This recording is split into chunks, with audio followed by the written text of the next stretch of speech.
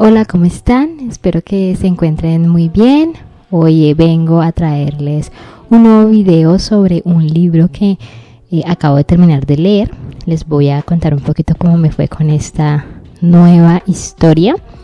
Y el libro de hoy, pues, es muy especial porque se trata de un libro que yo ya había leído, bueno, ya me he leído varias veces desde hace un buen tiempo. Entonces, antes de contarles de qué libro se trata, es decirles que este no es un libro de Gabo. Para los que han estado siguiendo un poquito las reseñas que he estado haciendo, yo estoy en mi lista de lectura de Gabo de manera cronológica, ¿no? Lo estoy leyendo a él de manera cronológica, pero sucedió un acontecimiento de última hora y tomé la decisión de hacer una pausa en la lista de lectura de Gabo para leer este libro.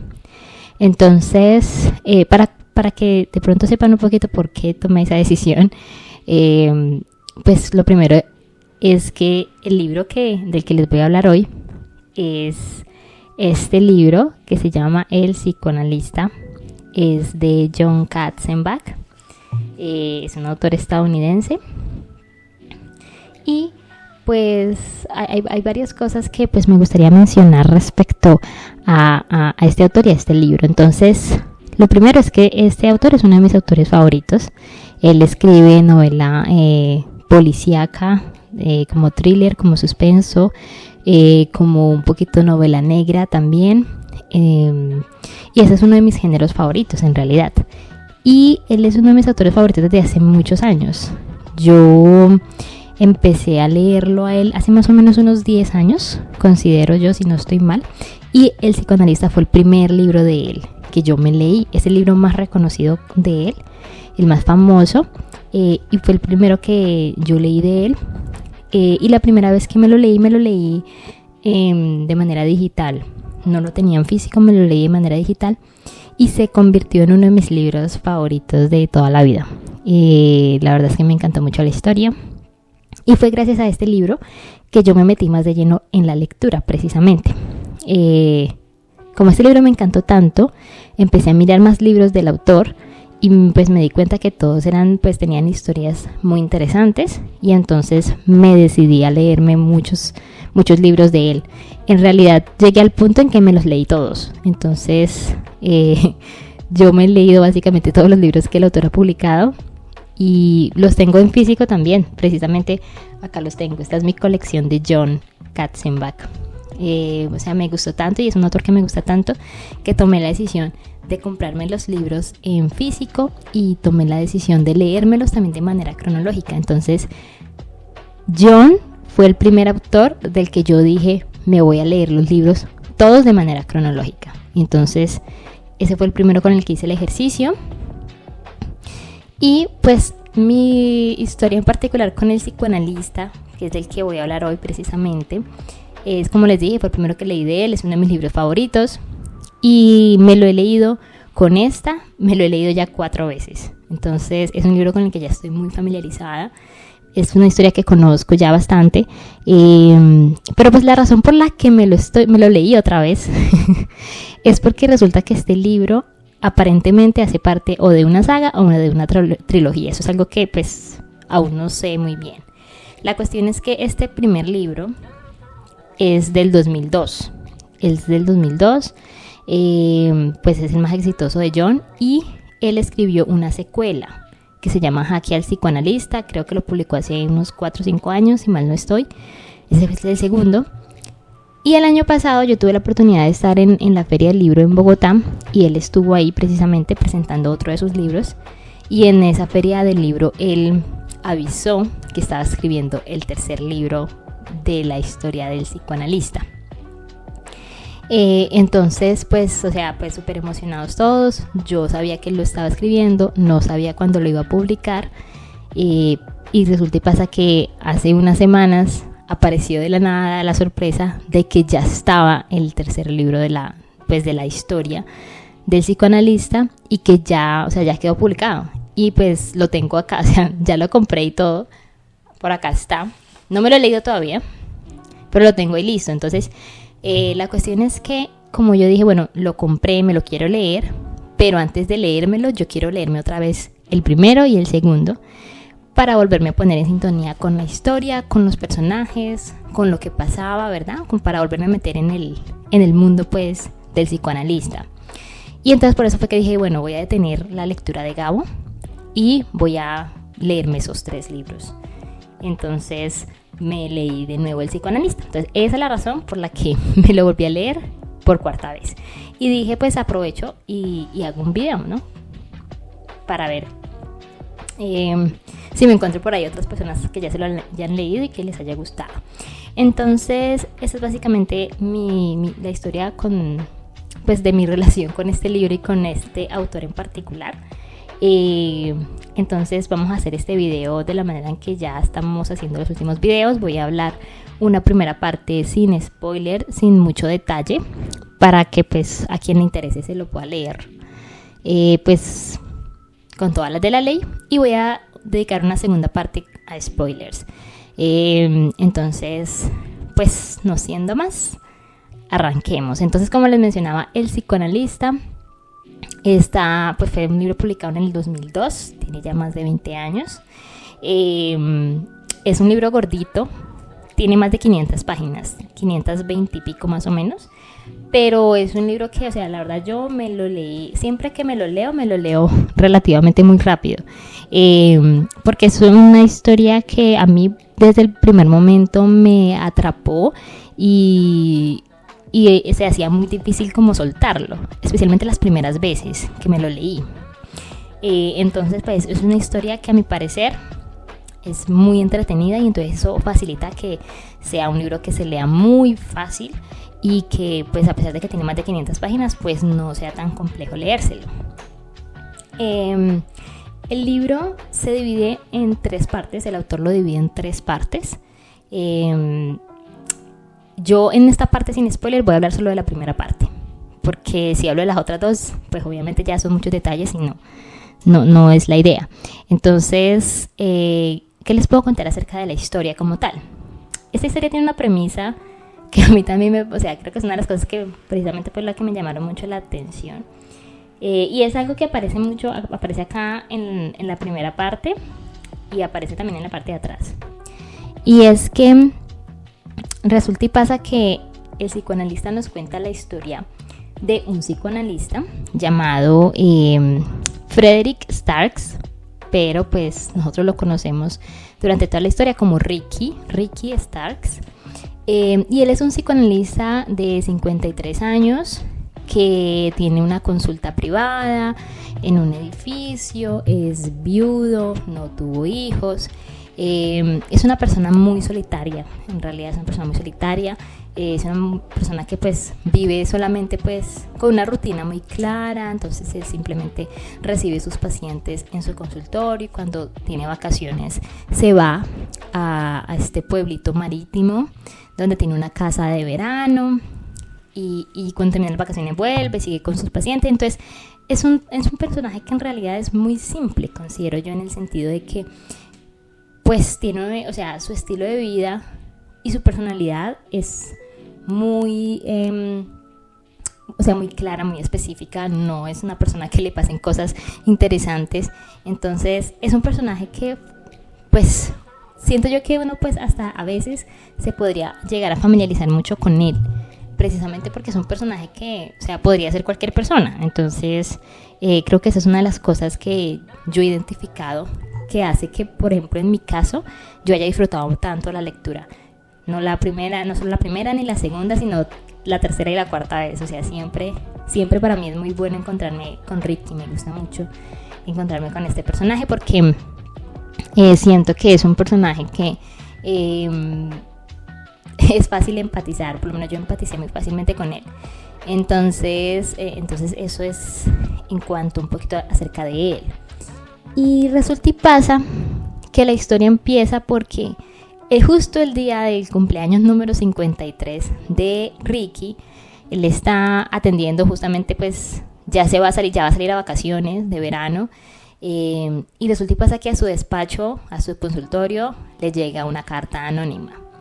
Y en la carta anónima empieza así: que es precisamente como el gancho. Empieza: feliz cumpleaños, doctor. Bienvenido al primer día de su muerte. Y entonces, básicamente lo que nos vamos a encontrar es que en esta carta al doctor lo están amenazando. Y le están haciendo una amenaza muy particular. Es como una, o sea, es una amenaza de muerte, obviamente, pero que implica no simplemente que le están diciendo no, lo voy a matar, no, sino que implica un juego en el que quieren que el doctor participe. Y entonces, básicamente lo que le dice la carta es que él tiene 15 días, el doctor Ricky tiene 15 días para decir y para averiguar quién es el anónimo, o sea, quién es la persona que lo está amenazando. Y si él en 15 días no lo resuelve, entonces tiene que tomar una decisión. O se suicida, o la persona que lo está amenazando se va a encargar de destruirle la vida. Y destruírsela no solo a él, sino a personas que él conoce y que son inocentes, ¿no? Entonces, eso es básicamente la carta, ¿no? Y esa es como la amenaza y ese es como el juego en el que nos vamos a ver pues todos envueltos junto a Ricky. Y pues básicamente, o sea, es una historia básicamente de venganza. La persona que le manda el anónimo definitivamente odia al doctor y quiere verlo mal. Y entonces básicamente en lo que nosotros nos vamos a ver inmersos es junto con Ricky intentar averiguar quién es la persona que lo está haciendo, por qué lo está haciendo y si Ricky tiene alguna oportunidad de salvarse. Porque lo que nos vamos a encontrar desde el inicio es que, o sea, primero fue algo completamente inesperado para Ricky. Imagínate una persona con una rutina tan simple, tan sencilla, y que de repente les llegue una amenaza de ese calibre, pues obviamente le trastorna todo. Pero no solamente eso, sino que rápidamente nos damos cuenta de que no es una amenaza en vano, o sea, no es una amenaza de palabras simplemente, sino que de verdad la persona que está haciendo la amenaza es una persona que tiene el conocimiento y el poder de llevar a cabo pues lo que él está proponiendo, ¿no? Básicamente es una persona peligrosa. Entonces ese es como el centro pues de la historia, eso es como en lo que nosotros nos encontramos en el libro. Entonces les decía yo que el libro tiene 3 partes. La primera parte se llama precisamente Una carta amenazadora, y esa es la que les voy a hablar un poquito aquí en esta parte sin spoilers. Y entonces toda esta parte revuelve es desde ese primer momento en que Ricky recibe la carta, la amenaza, y como él pues obviamente empieza a pensar, bueno, entonces ¿qué puedo hacer? ¿Qué puedo hacer? ¿Cómo puedo averiguar? ¿Cómo puedo ganar yo este juego que me están proponiendo? Y acá hay varios detalles pues a tener en cuenta que pues siento yo que son buenos mencionarlos. Uno, el anónimo, la persona que quiere cometer su venganza, se da un nombre, pero pues es un nombre falso obviamente. Se hace llamar el señor R o Rumpelstiltskin, que es, para algunas personas de pronto se familiarizarán con ese nombre. Resulta y pasa que yo me familiarizo con él es por un cuento de los hermanos Grimm. No sé si se acuerdan, hay un cuento de una princesa, bueno, de una muchacha. Ella no era princesa, ella era una muchacha y supuestamente ella podía convertir como todo lo que hilaba en oro. Y entonces, o sea, les estoy contando aquí lo que yo me acuerdo. Y entonces resulta y pasa que creo que ella lo hacía, bueno, el papá estaba muy enfermo, si no estoy mal, y resulta y pasa que como que el príncipe y el reino se dieron cuenta pues supuestamente de ese poder que ella tenía, pero que creo que no era un poder, sino que era un duende el que le ayudaba a ella. Y cada vez que ella le pedía el favor al duende de que le ayudara, el duende le pedía algo a cambio. Llegó un punto en el que le pidieron a ella una tarea súper difícil de hacer y ella no la podía hacer, y el duende le dijo, listo, yo lo hago, pero cuando usted sea reina y cuando usted tenga un hijo, su primer hijo, me tiene que dar ese hijo. Y entonces ella le dijo que sí, se hizo todo, ya se volvió reina. Pasó el tiempo, tuvo su primer hijo y llegó el duendecito a reclamar el hijo, y ella decía que no, que cómo se le iba a llevar el hijo. Entonces él le dijo, está bien, le voy a dar, no me acuerdo cuántos días fue que le dio, pero le voy a dar un tiempo. Si usted descubre yo cómo me llamo, entonces usted puede quedar con su hijo. Y entonces resulta que el duendecito se llamaba Rumpelstiltskin, pero no o sea, en español es un nombre diferente, pero en inglés ese era el nombre. Y resulta y pasa que el villano de nuestra historia, el psicoanalista, usa ese seudónimo pues como un paralelo, ¿no? Tenemos que, es la misma prueba. El psicoanalista tiene que decir cómo se llama la persona que lo está amenazando para poder salvarse.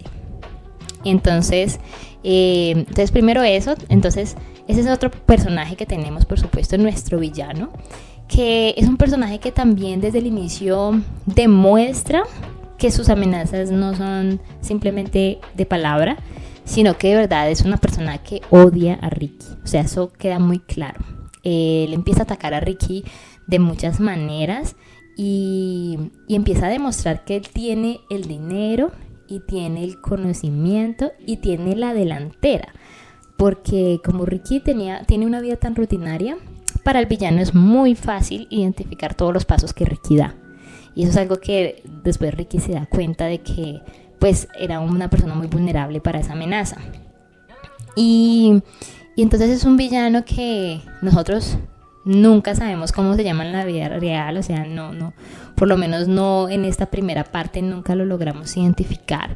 Y es un villano que no, o sea, en realidad nosotros lo conocemos, es por lo que él le hace a Ricky, o sea, no es que nosotros lo veamos como tal a él en la historia, no, sino que lo conocemos a él es por cómo él ataca a Ricky y nos damos cuenta de que es una persona peligrosa. Entonces, tenemos por supuesto entonces al villano de la historia.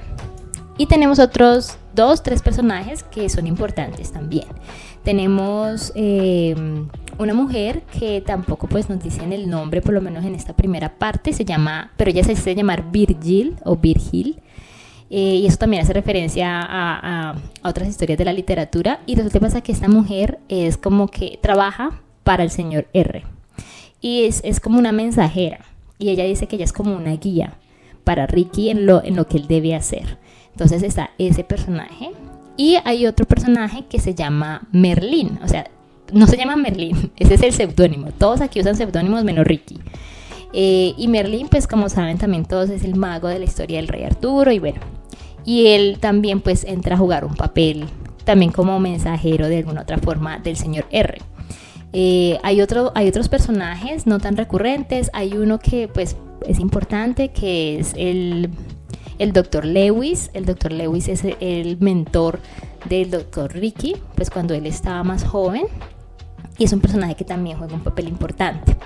Pero pues básicamente esos son los personajes que nos encontramos. Es un libro que no tiene tantos personajes, entonces por ese lado no hay pérdida.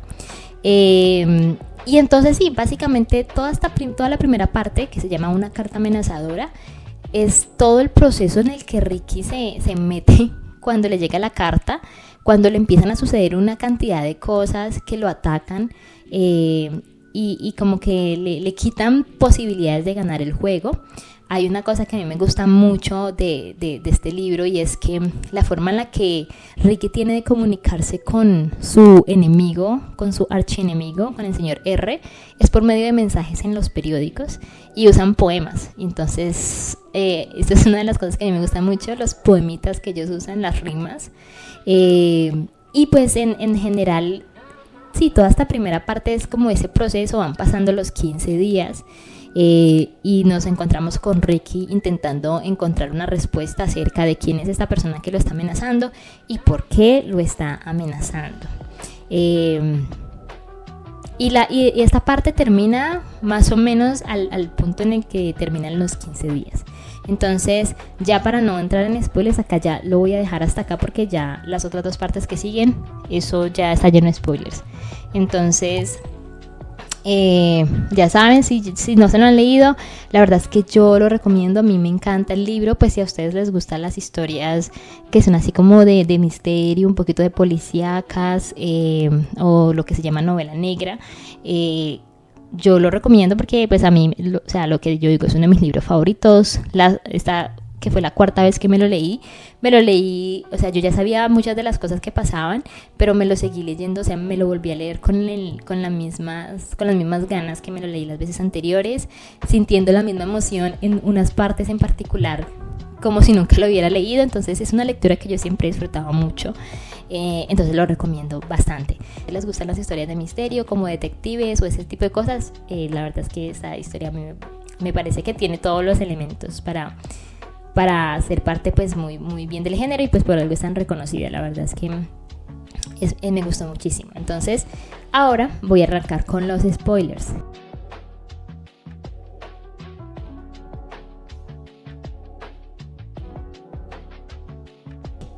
Siento yo que este libro tiene demasiados spoilers, entonces las dos partes que siguen a mí siempre me han gustado mucho. La de la segunda parte, que se llama El hombre que nunca existió, y la tercera, que se llama Hasta los malos poetas aman la muerte. La verdad es que esas dos partes también o sea, a mí todo el libro me gusta, pero esas divisiones que el autor hizo, que John hizo con la historia, pues obviamente son muy importantes, ¿no? Porque precisamente, o sea, la primera vez que yo me leí el libro, yo me acuerdo que yo estaba súper pegada a la historia, y cuando pasa todo este tema del suicidio de Ricky, que él se mata, pero se mata solamente, o sea, mata a Ricky, no se muere él. La verdad es que yo en su momento no me lo esperaba, y estamos hablando de que eso fue hace como 10 años que yo me lo leí, pero fue, o sea, para mí fue excelente, yo como que súper bien, porque como yo ya me había como encariñada de alguna otra forma con Ricky, yo estaba preocupada por él. Yo dije, no, este man no va a ganar, o sea, ¿cómo va a poder ganar? Pero o sea, obviamente estamos frente a un hombre que, a pesar de que físicamente de pronto no era el más fuerte, y que como psicoanalista era una persona muy pasiva, pues igual es una persona muy inteligente. Y entonces la verdad es que toda la parte del hombre que nunca existió, desde cuando nos cuentan cómo él hizo y planeó todo para fingir su muerte e intentar empezar de cero otra vez, la verdad es que es una parte que a mí me gustó mucho. Siento que se puede llegar a poner un poco lento ese proceso, pero igual siento que es importante, porque en esa parte nos muestran cómo es que Ricky tiene que dejar por completo todo lo que él sabe, todo lo que él conoce, y arrancar de cero. Y él no tiene experiencia en hacer eso, y es una persona que estaba acostumbrada a muchas cosas, y tener que meterse en ese cuento, la verdad es que a mí me parece muy interesante ver todo ese proceso, como él busca la forma de conseguirse una identidad falsa, y empezar de cero, y cómo va aprendiendo y se va familiarizando con un nuevo mundo completamente diferente a él, habiendo relativamente ganado, a pesar de que le hizo creer al señor R que había perdido. Y creo que también es muy interesante ver cómo él empieza como a diseñar un plan y a trazar un plan para vengarse, porque pues él encuentra una comodidad, ¿no? Acá es donde él se convierte en Richard Lively, que es el que se convierte pues en el que trabaja en la universidad, cuando se muda a New Hampshire, y cuando consigue varios trabajitos y empieza a sentirse cómodo con su vida. Pero hay una parte de él que no cree que sea justo que le haya tocado hacerse pasar por muerto, y que le haya tocado dejar todo atrás por algo que él ni siquiera pues piensa que fue enteramente su culpa. Para este punto ya pues sabemos que lo que pasó fue que él atendió a la mamá del señor R cuando estaba muy joven, durante un par de sesiones simplemente, y la señora se suicidó porque tenía una situación demasiado delicada, y que por eso el señor R lo está culpando a él, porque él no la supo ayudar como ella lo merecía. Y entonces obviamente yo también digo, claro, eso fue muy drástico, o sea, el señor R es un psicópata completo, ¿cómo lo va a matar por eso? O sea, entonces claro, poder ver cómo él empieza y crea esa otra identidad, que es Frederick Lazarus, para empezar a prepararse físicamente, empieza a hacer ejercicio, y empieza a aprender a manejar armas, y empieza a leer sobre asesinatos y psicópatas, porque se está preparando para enfrentarse de nuevo al señor R. Y creo que a mí esa parte me gustó mucho fue por eso, poder ver esa transición entre el psicoanalista que nosotros conocimos en la primera parte y en lo que él se empieza a transformar debido a lo que le sucedió. Y luego pues la tercera parte que ya se mete con el reencuentro o el plan, empezar a llevar a cabo el plan que es enfrentarse de nuevo al señor R. Y todo el proceso pues de descubrir en medio de todo esto quiénes eran los que estaban detrás de eso. Una de las cosas que yo no me acordaba, pero que pasaba pues era que el doctor Lewis, el que fue el mentor de él, tuvo mucho que ver en todo este proceso. Él fue pues el padre adoptivo del señor R y de sus hermanos, que pues en medio de todo esto es que nos damos cuenta pues que Virgil y Merlin son los hermanos menores del señor R, y de que fue el doctor Lewis el que los adoptó y de alguna otra forma fue el que dejó que el señor R se convirtiera en el psicópata que se convirtió, y sabía que el señor R tenía planeada esa venganza contra Ricky, pero pues no hizo nada. Entonces todo ese descubrimiento, eso fue, si no estoy mal, ya en la tercera parte de Hasta los malos poetas aman la muerte. Eso yo no me acordaba, ¿no? Cuando estaba leyendo, ya me estaba acercando a ese punto, fue que como que me llegó otra vez y yo como que, ay, verdad que este señor tenía algo que ver. Pero pues la verdad es que igual toda esa parte me pareció pues bastante interesante también. Descubrir la personalidad o la vida real de Virgil y de Merlin, y de cómo Ricky empieza a atacarlos de la misma manera como él lo atacaron, y cómo empieza pues a tener como esa ventaja sobre ellos, porque ellos obviamente no esperaban que él lograra salir pues fácil de todo ese proceso. Y pues eso nos lleva hasta el final como tal, hasta el último acto, que ahí sí yo estoy de acuerdo con una de las cositas que se habla mucho de este libro, y es que el final se siente un poquito precipitado. Entonces uno viene con un ritmo y de repente llega el acto final y todo acaba muy rápido. Pero pues la verdad, o sea, aún con eso a mí me sigue gustando mucho el libro. O sea, siento que de pronto se hubiera podido alargar un poquito más, o de pronto quitarle espacio a ciertas partes antes para darle más espacio al acto final, pero en general la verdad es que a mí me gustó mucho también cómo se desarrolló esa parte final. Creo que es un poquito más aterrizado de lo que uno a veces encuentra en películas o libros, cómo él presenta lo que va a ser como la última prueba para encontrarse con el señor R en la casita de la playa que a él le tocó quemar cuando se hizo pasar por muerto. Y cómo él, a pesar de que tienen una conversación y él se da cuenta, o sea, me acuerdo mucho, eso sí, obviamente yo sí me acordaba obviamente de que el señor R era alguien que Ricky había conocido durante mucho tiempo porque lo atendía como un paciente, ¿no? A Roger Zimmerman, como el señor R se había robado esa personalidad o ese nombre, y había estado siendo el paciente de Ricky durante meses y Ricky simplemente no sabía. Pero a mí me gustó mucho que en ese acto final, cuando ellos estaban como en ese enfrentamiento final, que Ricky, a pesar de que se sentía un poquito obviamente sorprendido, y eso le cambió un poquito, como lo desconcentró, cuando llegó el momento de actuar, Ricky no vaciló y disparó a matar. Y pues, o sea, la verdad es que yo no me acordaba, eso era algo que no me acordaba, si ellos tenían un enfrentamiento más fuerte, pero no, en realidad pues es ver cómo todo pasó muy rápido. Él le dispara de forma de que lo deja mal herido, y ahí se acaba básicamente el enfrentamiento. Entonces, o sea, sí siento que de pronto se precipitó un poco, pero teniendo en cuenta que tenemos un segundo y un tercer libro, pues yo digo, pues en realidad compensa, porque eso quiere decir es que la historia no está completa, a la historia le falta. Y pues ver cómo no nos dan a entender que posiblemente muere el señor R o no, porque Ricky se lo lleva y el man está malísimo, pero igual él llama a una ambulancia, y al final no nos dicen como tal si el señor R sobrevivió o no, pero nosotros nos damos cuenta obviamente que sí, por el segundo libro. Y cómo todo termina con Ricky en Haití, totalmente alejado de todo, trabajando como médico, pero él lleva las riendas ahora de su situación. Y tanto Virgil como Merlín saben de que él está vivo en algún lugar y que les está haciendo seguimiento.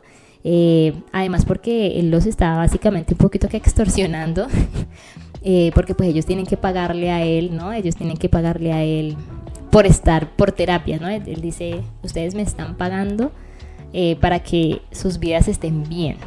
Y poder ver como Ricky todo lo que tuvo que haber pasado para llegar a este punto y cómo se convirtió en la persona que se convirtió al final del libro.